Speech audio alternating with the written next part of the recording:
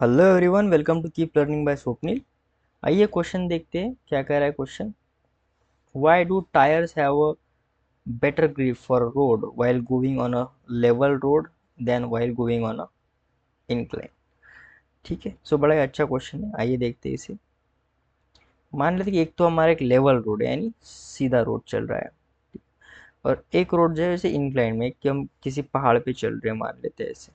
ठीक है, ये पहाड़ है, ऐसे चल रहे हैं। सेम बाइक, सेम कार है हमारे पास। ये रहे दो पहिए कार के। इस प्रकार हमारी कार है, बड़ी पुरानी कार है पर ठीक है, अब काम चलना होगा। इस प्रकार कार है, और सेम कार इंक्लाइन पे हमने रखा है। ठीक है, पहले हॉरिजॉन्टल रोड पे चलाया, अब हम पहाड़ पे चलने गए। ठीक, ओके। अब यहाँ पे क्या होता है कि मान लेते कार का कुछ मास होगा एम, दोनों ही केस में एम एम मास है। अब यहाँ पे क्या होता है कि टायर जो है वो वो कैसे, उसकी टायर की टेंडेंसी है पीछे की तरफ जाने की। ये रही टायर की टेंडेंसी पीछे की तरफ जाने की, क्योंकि टायर क्या कैसे यहाँ पे घूमेगा, ऐसे इस डायरेक्शन में रोटेट करेगा। उसकी टेंडेंसी होगी आप इस पॉइंट पे गौर करो, जो पॉइंट सरफेस को टच कर रहा है। तो वहाँ पे टायर के पार्टिकल्स की जो टेंडेंसी है वो पीछे की तरफ जाने की।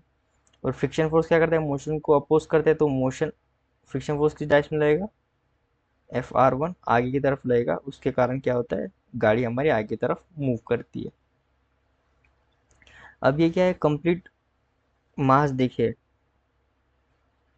कार का, तो m मास है उसका, यानी नीचे की तरफ एक फोर्स आएगा mg, और ऊपर की तरफ नॉर्मल फोर्स आएगा n। तो हम फ्रिक्शन फोर्स, जो नेट फ्रिक्शन फोर्स है दोनों टायर की वजह से लग रहा होगा, वो कितना आएगा, म्यू इंटू एन। ठीक है, यहाँ पे क्या है, कोएफिशिएंट ऑफ फ्रिक्शन म्यू ही है, और यहाँ पर भी कोएफिशिएंट ऑफ फ्रिक्शन म्यू ही है। ठीक है, दोनों केस में कोएफिशिएंट ऑफ फ्रिक्शन सेम ही है। ठीक है, तो ये कितना आ जाएगा फिर, म्यू एम जी, जो कि Fr1 यानी फ्रिक्शन फोर्स की वैल्यू। अब यहाँ पे देखते हैं, मान लो किसी थीटा एंगल पे इंक्लाइंड सरफेस है। अब हमें पता है जैसे थीटा एंगल पे आता है तो इस पर एक बैकवर्ड एक फोर्स आएगा यहाँ पे, कितना, एम जी साइन थीटा। और इस डायरेक्शन में एक आ जाएगा एम जी कॉस थीटा, और एम जी कॉस थीटा को बैलेंस कौन करेगा, ये नॉर्मल सरफेस के कारण। अब यहाँ पर भी सेम क्या हो रहा है कि टायर आगे की तरफ, जैसे पीछे की तरफ मूव कर रहे, और फ्रिक्शन फोर्स क्या करेगा फिर उसको आगे की तरफ, उसको रोकने की कोशिश करेगा, रिलेटिव मोशन को। और आगे की तरफ हमारा फ्रिक्शन फोर्स आएगा, जिसे मैं नाम दूंगा Fr2। ठीक है, अब यहाँ पे क्या हो रहा है, जो नॉर्मल फोर्स है, नॉर्मल फोर्स का वैल्यू आ गया हमारा एम जी कॉस थीटा। अब कॉस थीटा अगर, आई मीन कॉस थीटा की वैल्यू अगर 0 डिग्री हो जाए तो 1 आएगा वैल्यू, और कॉस 90 डिग्री हो जाएगा तो वैल्यू कितना आ जाएगा, 0। ठीक है, और यहाँ पे अगर मैं Fr2 की बात करूँ, सो म्यू इंटू एन, यहाँ पे N2 नाम देते, कन्फ्यूजन ना हो, यहाँ पे N1, ये N1। तो ये कितना आ जाएगा फिर, mu M G cos theta. So friction 2 जो है वो कम हो रहा है फ्रिक्शन 1 से, क्योंकि कॉस थीटा की वैल्यू अगर कुछ भी हो, एक से तो छोटी होगी, क्योंकि वो क्या करता है, थीटा और 90 डिग्री के 1 और 0 में लाई करेगा। 1 उसकी मैक्सिमम वैल्यू वैल्यू हो गई जब वो 0 डिग्री है। यहाँ पे थीटा है, मतलब वो 0 डिग्री तो है ही नहीं, 0 डिग्री यानी हॉरिजॉन्टल रोड। तो 0 से अगर ऊपर डिग्री है, इसका मतलब ये जो वैल्यू है वो 1 से नीचे है। ये जो वैल्यू आएगी कॉस थीटा जो भी होगा, वो 1 से नीचे ही आएगा। इसका मतलब ये mu M g complete friction 2 की वैल्यू छोटी आएगी, किसके कंपेयर, Fr1 के कंपेयर में।